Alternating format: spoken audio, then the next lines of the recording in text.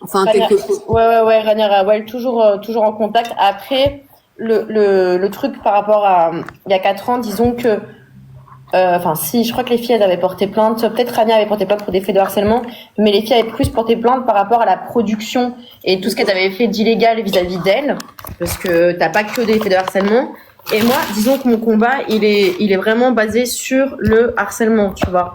Donc, disons que s'il y a quelque chose au niveau judiciaire que je vais faire, je dis pas que je vais le faire, peut-être que je vais faire, peut-être que je vais pas le faire, je reste dans le flou. Ça sera vraiment cette fois-ci ciblé sur le harcèlement parce que c'était ça que je visais, tu vois. Même pas les conditions de travail, les trucs, les machins, ça à la rigueur, je m'en fous, tu vois. Qu'ils aient, parce qu'ils ont fait des trucs genre ils ont trafiqué des contrats et quoi aux caisses, ça je m'en fous.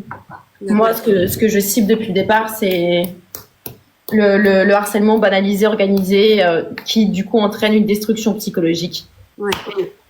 Voilà. Et dernière question, est-ce que certains de ces harceleurs, harceleuses, t'ont présenté des excuses? Bah, évidemment que non. Évidemment que non. Il y en a une qui a porté plainte pour diffamation encore, je crois. J'ai pas encore reçu le courrier.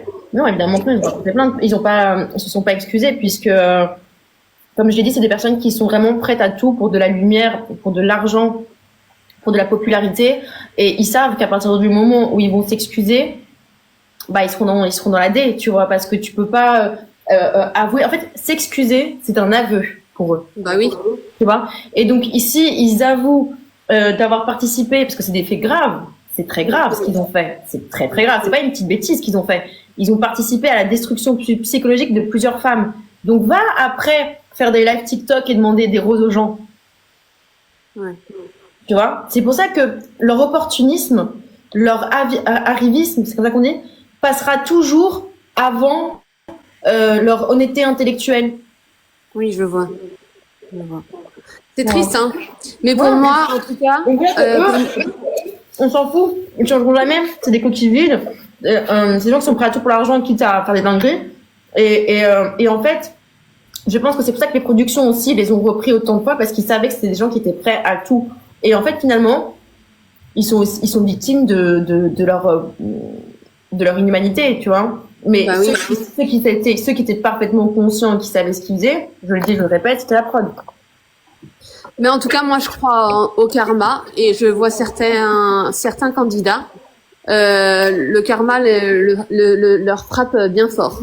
Je sais pas. Tu sais, on parle beaucoup de karma, je vois sur les réseaux. C'est pas ça, hein. Tu sais, le vrai karma, c'est pas parce que c'est des gens qui, comme je te dis, sont vraiment prêts à tout pour avoir de l'attention.